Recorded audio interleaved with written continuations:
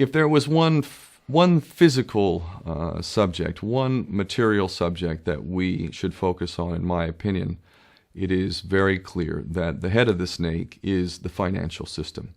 We can argue till the end of time about who runs the world. Is it the Jesuits? Is it the reptilians? Is it the Illuminati? Is it the Freemasons? We can go on and on and on and on about this.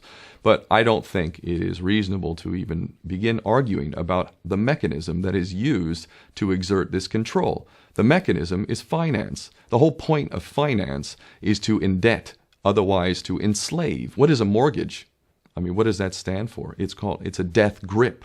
So when you get a mortgage, you have a death grip held over you because you are in debt. You don't even own the house. The bank owns the house that loaned you the money to buy the house, unless you're fortunate enough to have all the money to buy it outright. And even then, you can be taxed by the government, and if you fail to keep up with those taxes, the government can then take it from you. The whole system is based on a financial fraud, which effectively takes the power that we have and it gives it to a tiny group of individuals who are running the world through the control of finance.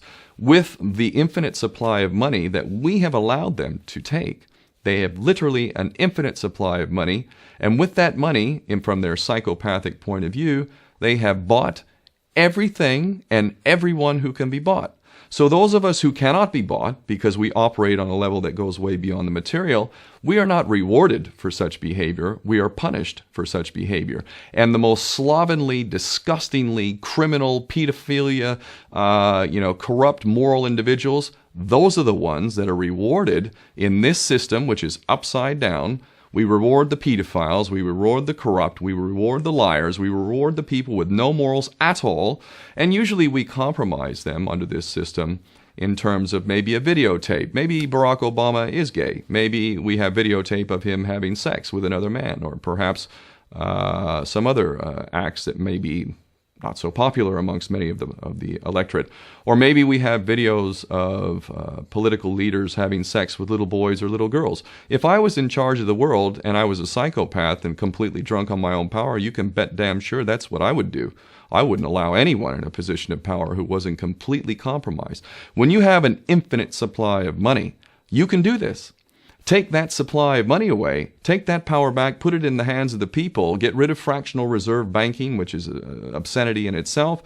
Listen to the lessons of Jesus Christ. If you're a Christian who got really pissed off when he went to the temple and he saw what the money changers were doing, let's take back control of the issuance of money, and not just on a national level. I'm happy to see in Denmark that you have your own currency. You don't have the euro.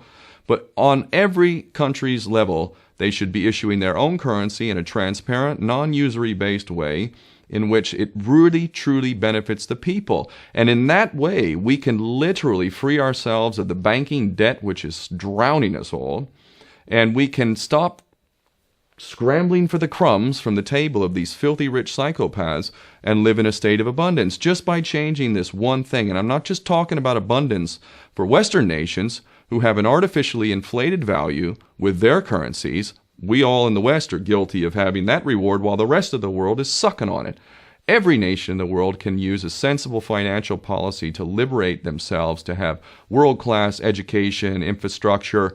Everything that a healthy society would require can be had in the worst, most corrupt African country in any part of the world. We can all have that if we simply change that one thing. John F. Kennedy did that about 6 months before he was taken out. He issued United States notes as opposed to Federal Reserve notes.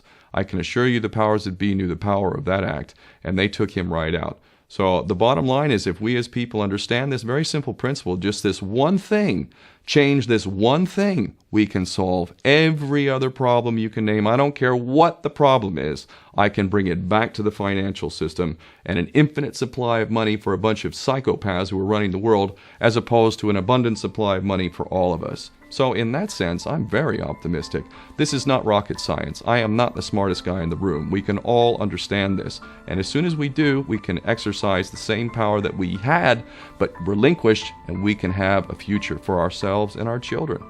There's a lot to be optimistic about, quite frankly.